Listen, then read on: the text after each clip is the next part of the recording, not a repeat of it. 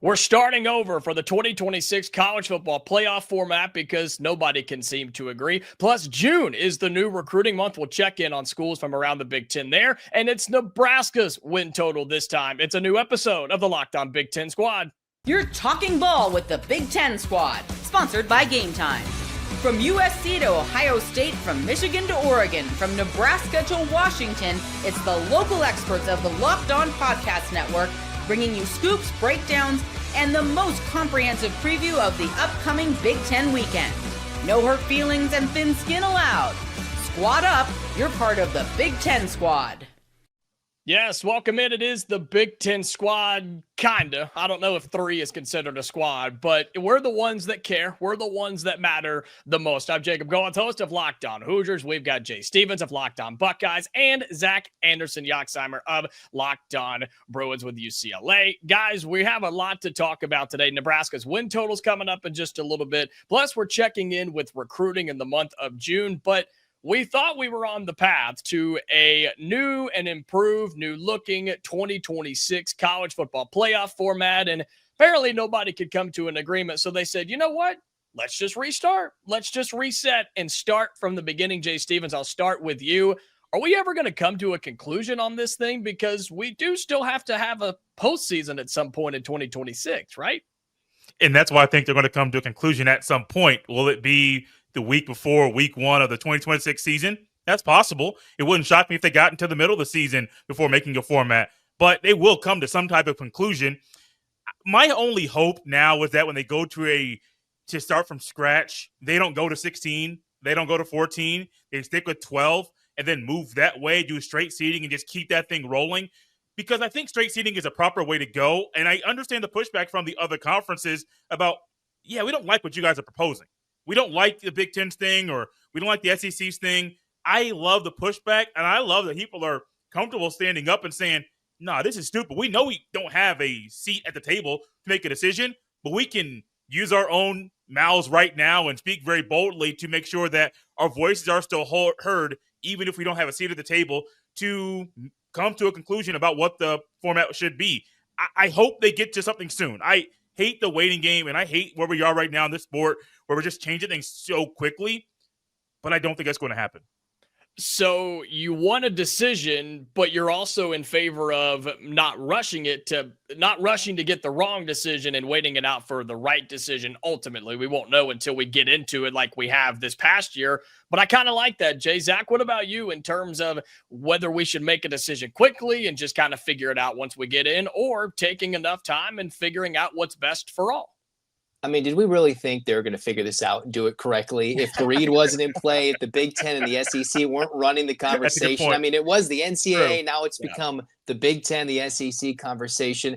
Why would they think 4 bids for the Big Ten, 4 bids for the SEC, that model in a 16-team playoff, would that work? I'd be okay with a 16-team playoff. I don't have any problems with a 12-team playoff. But the 5 bids and 11, I think that's better. I think if it's a straight seeding, it's better. There should not be auto bids other than just 1 per conference and earn your way in. It's the bigger conversation, which has been brought up, I think, by Brett Bielema.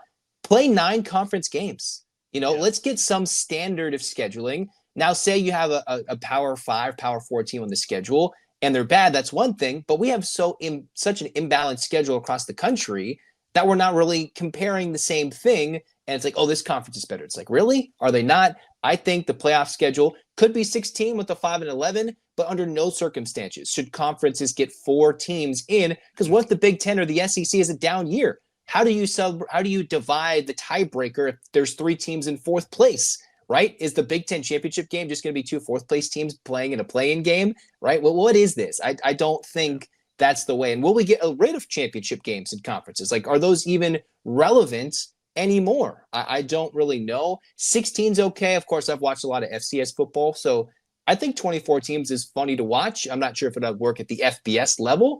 So I just wonder where that goes. What do you think, Jacob?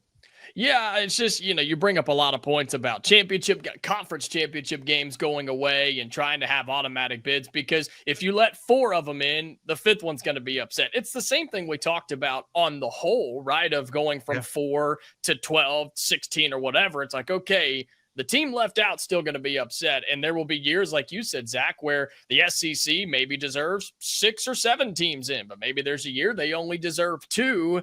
And I just find it fascinating that the Big Ten and the SEC both agreed on 4 automatic qualifiers for each other, 2 for the ACC and the Big 12, who, of course, raised, a lot of commotion about that and disagreement.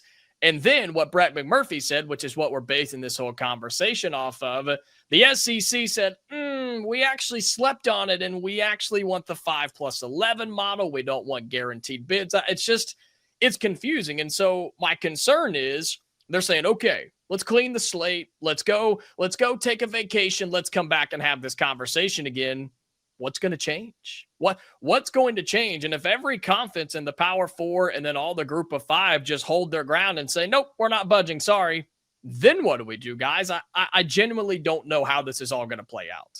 This feels like siblings in like a big family where you're like, okay, you have chores. And then it's like that older siblings try to agree. All right, you guys get the terrible chores and we'll take the easy chore. And then one older sibling changes their minds. Actually, I want that chore because we'll be done quicker.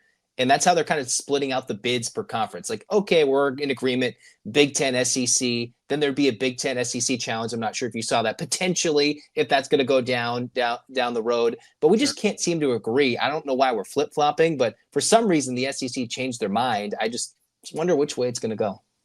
Yeah, and reminder for fans who are watching or listening, December 1 is the deadline for finalizing the 2026 college football playoff format. I don't know what happens if that doesn't happen by December 1. What are they going to do? But here's something that McMurphy said that I think is fascinating. It's the SEC who says they want more emphasis on the strength of schedule, but those within in this circle, they said, okay, that's fine, but it's still going to be a beauty contest, an opinion based on who gets in and who gets left out. Jay, your thoughts on it being more strength of schedule, funny enough, coming from the SEC.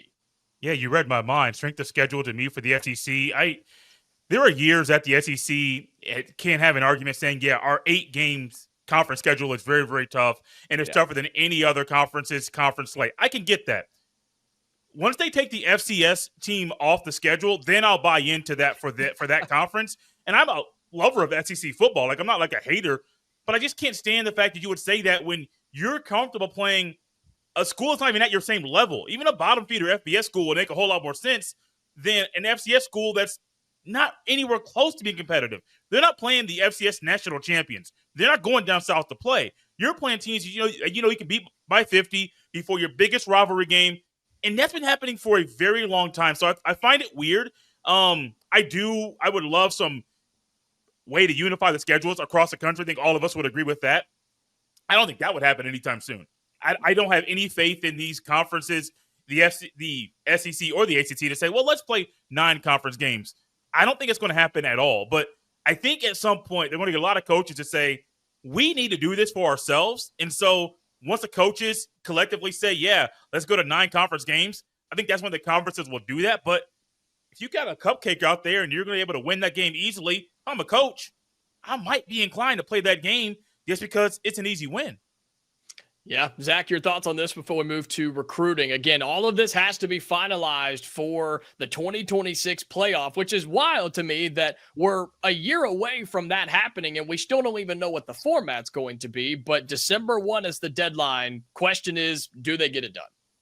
Will they get it done? I think they do. Will they change it after they get it done? Probably. But I do think if you go with the strength of schedule SEC talk, it's just like, what are you talking about? That's just a joke. That's laughable that you play FCS schools, 8 conference games. Like, what makes that 9th game so much tougher than a random road game? It's that random road game against somebody late in the season, early wintry conditions that just makes it tough for some of these schools compared to those, SEC games. Not that it's bad or anything.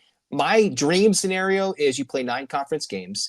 You play one power conference team. And the other 2, you get a cupcake and a group of 5 or power conference. You do whatever you want. But everybody has to spread the wealth, go find that FCS program to donate money to.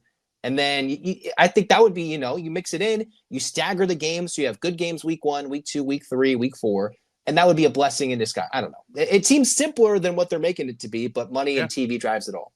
And nobody is coming to an agreement yet, and they have until December 1 to see if they do. As long as the SEC and Florida get left out of the playoff, that's all we care about, right, Brandon? Well, we'll talk a little bit of recruiting around the Big Ten for our three schools in particular, maybe our rivals as well, and how we feel about June now being the month for recruiting. That's all coming up here on the Locked On Big Ten Squad.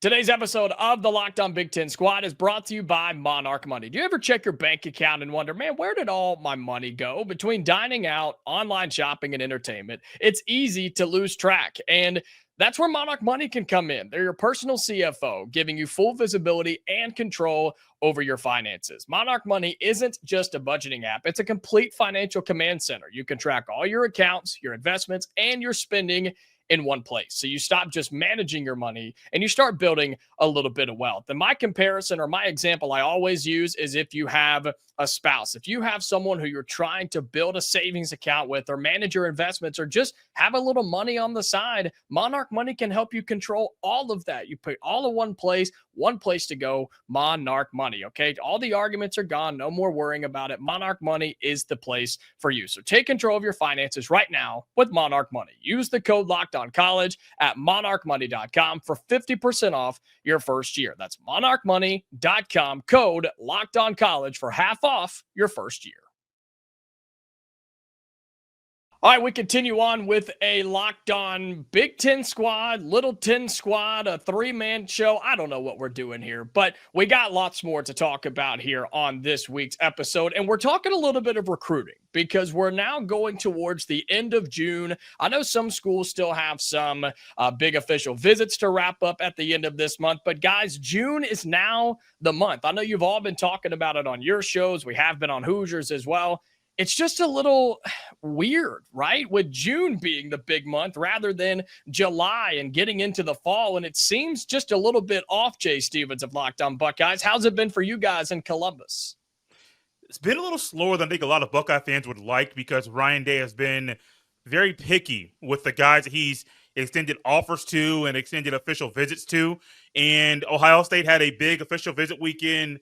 I believe the first weekend in June, they had a big official visit weekend this past weekend where they had 10 plus visitors. Both of those weekends, they've done something different where they've had a couple of guys come in on solo official visits where normally Ryan Day is like, no, you're going to come in with a group, but to accommodate other people's schedules. And one kid was an in-state kid who's already committed. It's like, look, you're here, come in by yourself. It's not a big deal. Get your time on campus and then going back home. But Ohio State's really in a good spot right now. I believe they have 15 guys verbally committed in the 2026 class. Recently got a commitment, the first commitment in the 2028 class.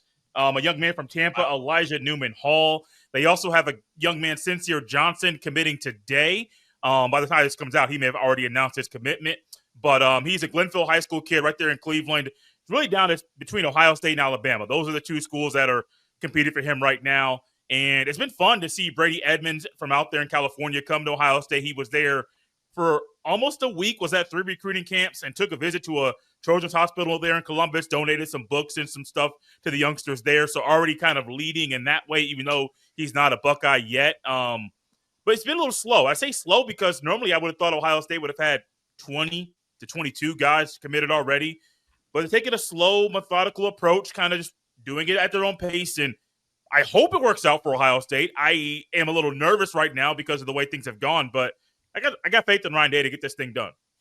Yeah, we normally here in Bloomington always come down to Indiana and Alabama in recruiting. We hear that a lot for the Indiana Hoosiers. Zach Anderson, Yoxheimer of Locked On UCLA. I've been seeing you guys keeping a little track. You flirting with a top 10 class here and there. It seems like it's changing every day right now with commits going crazy. But flirting with a top 10 class, pushing up against 20 verbal commits for the class of 2026. Are you guys going to catch USC, or is Marc just going to be able to hold that over your head for the end of time?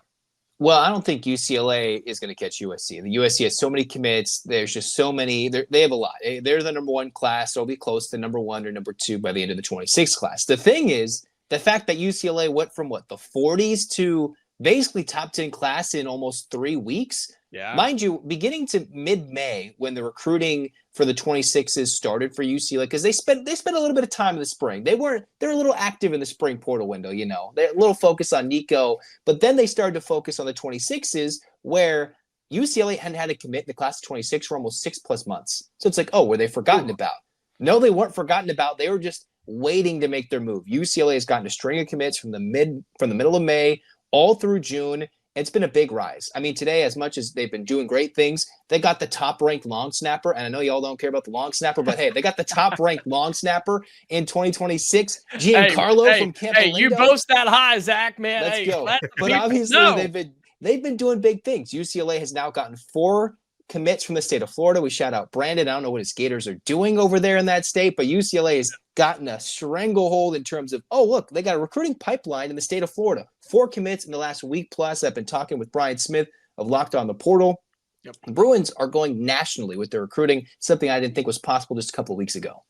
Yeah, that's kind of where we are in Indiana. And actually, yes, talking football recruiting, where we are on the verge of a top 25 class, have 18 verbal commits as this episode will be coming out. And a lot of them are 3 stars, yes, but you talk about branching out, Zach, and that's what Curt Cignetti has done a lot of. We have 9 different states represented in the class of 2026, including Florida, like you mentioned, a couple of kids from Ohio, Jay Stevens. I mean, Indiana starting to branch. We have offensive linemen from Wisconsin, guys. Don't know how that happened, but here we are, where Indiana wins some football games, and all of a sudden people at least want to come and check it out and see what's happening. And there are some IU fans and even some who aren't Indiana fans that are like, it's a bunch of 3 stars, some 4 stars. They're really not going to be that good, but you got to start somewhere, right? Indiana's been terrible for so long. You can't just walk in and compete with the Ohio States or the Alabamas of the world, right? I mean, you have to start somewhere, and Indiana has done a really good job of that. And most of the time, if they come for a visit, they don't leave without a commit. And I think that's something that's really, really big for Curt Cignetti at Indiana. But I'm curious with you guys, Jay with Michigan and Zach with USC, of course, how the rivals are doing. I mean, USC, with all the verbal commits they have, it's going to be tough for anybody to catch them. But what about Michigan, Jay? Are you keeping up with the Wolverines on what they're doing in terms of recruiting? Not keeping up as well as I used to, because this is one of the weird times when Ohio State and Michigan aren't battling for the same guys, not as often as they used to. And okay, I'm not here to try to throw shade at Michigan or anything like that. I think a lot of guys are waiting to figure out what's going to happen with this sign stealing thing. The NCAA is not handing down a punishment.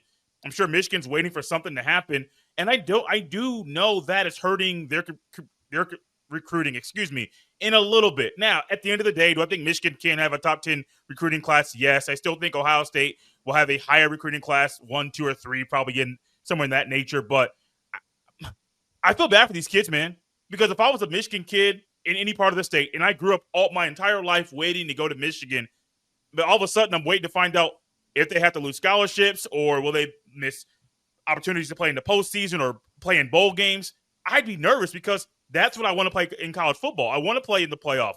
I want to play in bowl games. I don't want to be in a team that's basically where Ohio State was in 2011 or 2012, where you're on probation. You can't really do the things you want to do. So I do know for a fact for Michigan, their recruiting has been going well at times, but I think it could be going better. But that sign stealing thing is still over their head, which that was a few years ago. Like, I don't even care about it like I used to, but the NCAA is just waiting and waiting and waiting to hand down the punishment, which I don't even know if that's going to happen before kickoff of the season, which is pretty bad. I mean, Michigan's ranked like 39th right now if you're looking at recruiting all of us in the country. All of us in this call are above Michigan in recruiting right now. I mean, that's crazy. It is. It is crazy. I didn't know they were that low. I thought they were like at least top 25. The one I'm looking at, they're like 39th. You can obviously look at different ones that might have them higher, but they're 39th. Oregon is 36th, but in the 26 model. But talk about kids being skeptical of going to place somewhere. Oregon? No, I'm just kidding. They have something good going on, but being skeptical of going. They also have money. They also got a lot of money out there too. They do have that, which, does rule the world, especially in college football recruiting. But being skeptical of playing somewhere, USC, I mean, they've got a ton of commits right now, guys, but we've had plenty of conversations here on the squad about what if Lincoln Riley's no longer the coach out there? What if they have a complete change? I mean, that recruiting class is just going to plummet. Kids aren't going to go there, and maybe they just walk across town and go to UCLA, huh, Zach? That would be nice. USC is pushing 30 commits in the class 26. That's absurd. They have a lot. They just beat UCLA in a commitment race for Talanoa Ely And that would have been a big battle for UCLA to win that. But for USC, they just add on to their commitments. If they do lose, it's funny, right? Lincoln Riley's ability to get all these kids to commit to USC, despite what we believe is him on a warming seat or a hot seat. I'm not sure where you guys are on, but if you're thinking of Big Ten coaches on the hot seat, Lincoln Riley's there. For him to get all the support, if they lose this year, if they don't succeed, do they keep them based off this class? Or do all these kids decommit, as you're mentioning, Jacob? I would think there's kids, a couple, not a whole class, but one or two that would reconsider and flip closer to Saturday. Does that mean they go to UCLA? They get more money, something similar in a better spot with a coach and with a longer leash? Maybe, but they lose. I'll reap the benefits. Change those colors. Blue and gold. We'll welcome you into UCLA. But it is a fascinating topic that USC's right there. Does that extend Lincoln Riley a year, even if that doesn't mean a good year in 25? We will see. And a team that we have yet to talk about on the show today, it's Nebraska. And we continue our series of win totals. 7.5 for Nebraska. We talk about that next here on the Big Ten Squad.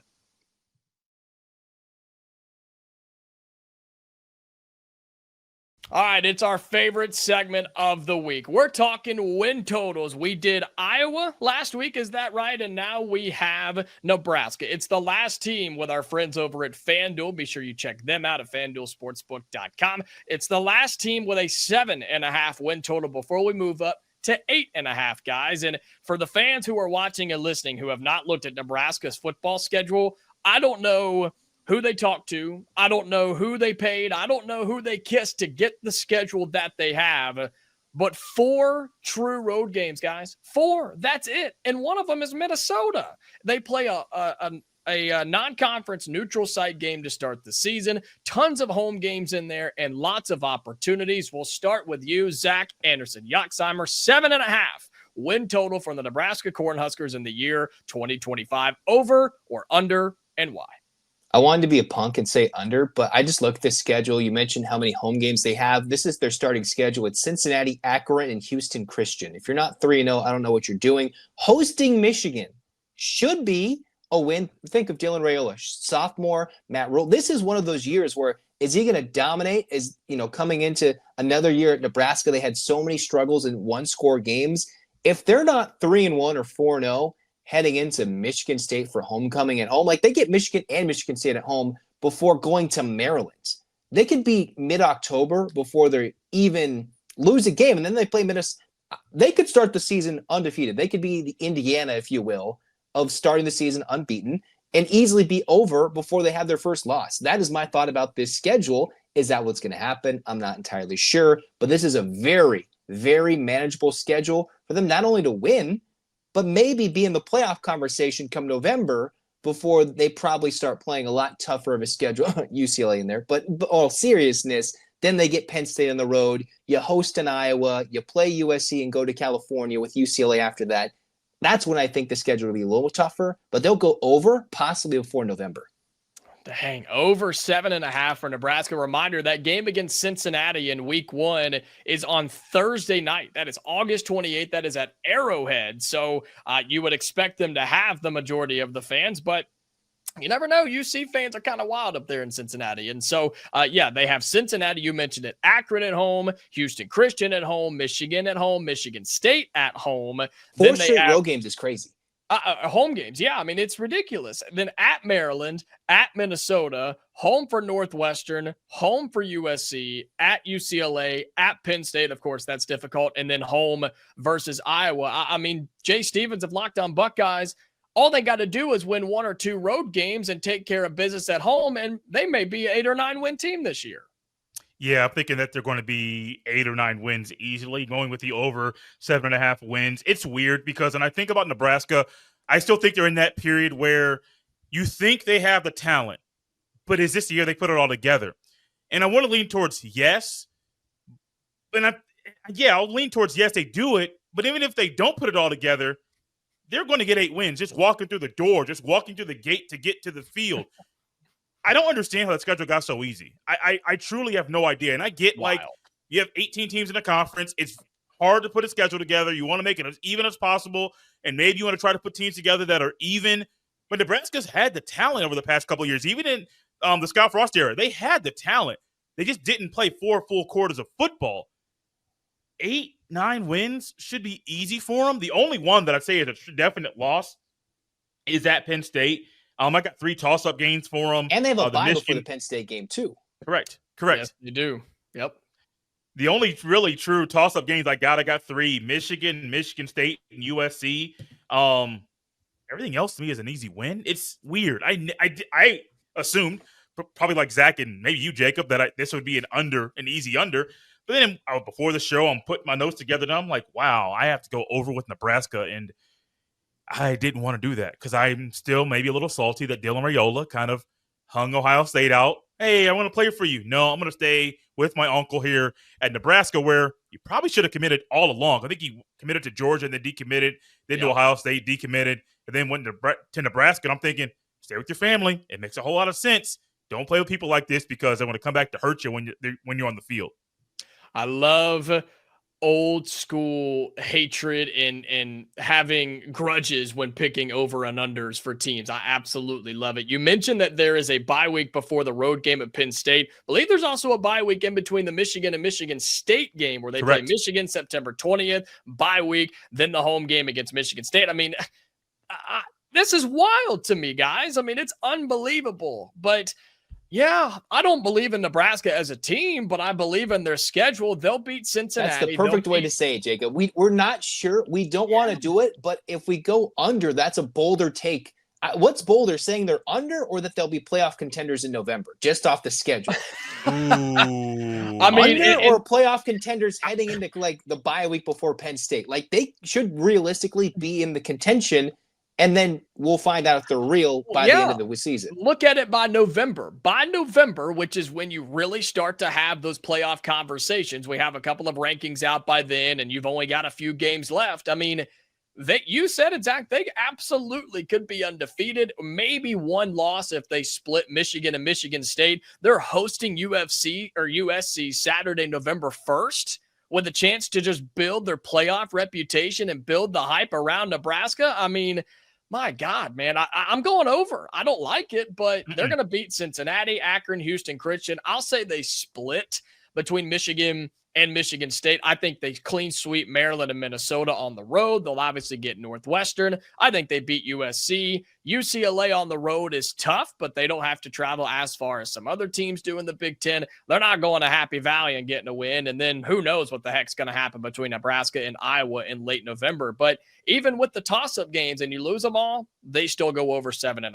And so shout out to Nebraska and their fans, man. They're going to have a lot of fun. And the schedule might be the weakest we've seen so far in our win totals, but they are the last team with 7.5, according to our friends at FanDuel. Next week, guys, we start talking 8.5 win totals, including Indiana, who has an 8.5 win total. So we get to talk about that. Maybe that is next week, and maybe we have a few more folks of the squad. But gentlemen, I appreciate you both showing up. A 3-man squad with Zach Anderson, Yoxheimer of Locked On UCLA, Jay Stevens of Locked On Buckeyes. I'm Jacob Goins of Locked On Hoosiers. Until next time, stay safe, and we'll talk to you later.